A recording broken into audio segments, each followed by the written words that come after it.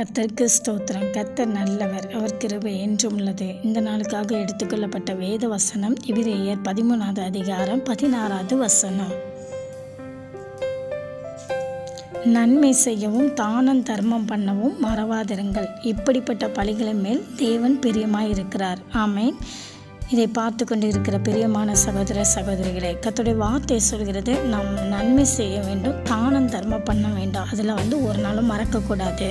இதில் தேவன் பிரியமாக இருக்கிறார் என்று சொல்லியிருக்கிறது.